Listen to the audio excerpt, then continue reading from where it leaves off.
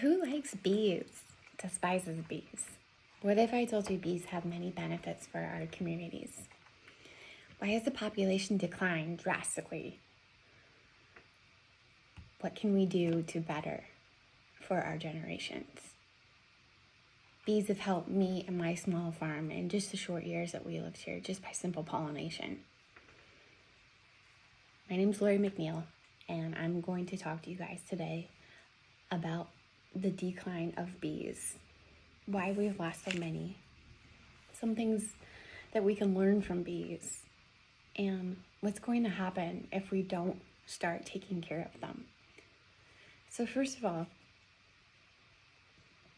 bees in general, they don't have the best reputation. They're cute, they're little, yellow and black, but they really do help us in many ways.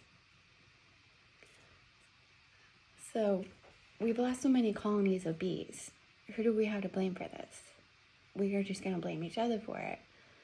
We blame farmers because of all of the pesticide that they use on their crops, leaving the climate for bees basically unbearable. And I found that research online at smithsonianmagazine.com. But also changes in land ownership from farmers to farmers and generations to generations can also play another factor on bees, because one person won't treat their land the same as they treat the other land. Also changes in our environment. Global warming is also a huge thing, why it's so inconsistent on the climate and the bees can't survive as much. This pushes a lot of agricultures to change from their grassland over to corn production, which leaves bees with nowhere to habitat at all.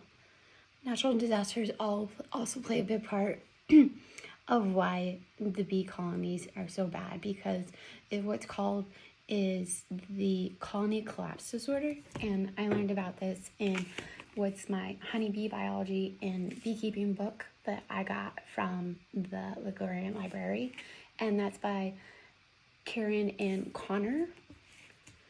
And it's a pretty good book because I didn't realize that the natural disasters and weather storms cause such of a drastic harm to the bees colonies by wind, trees blowing over on them, and things like that. So in 2016, the tiny little bees and stuff, they drove up the yearly production income by $600 billion. So there's many things that can be learned about these little tiny guys. Their honey is known for great importance for health and healing. Honey is healthier sweetener than actual just sugar cane. And I learned about that in my other book, the Beekeeping Handbook, from the local library as well. And that is by Vivian Head. Pretty good book, learned a lot of stuff from it.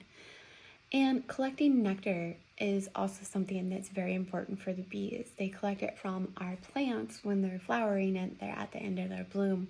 So by doing this, people think that sometimes it can be harmful, but it's not. It's actually helping the flower go back into hibernation a lot better, and then that way they can come back stronger and healthier the next season that they come around. Bees have been pollinating certain crops for many, many years. They can help numerous orchards, gardens, and they help a lot of farmers all over the world.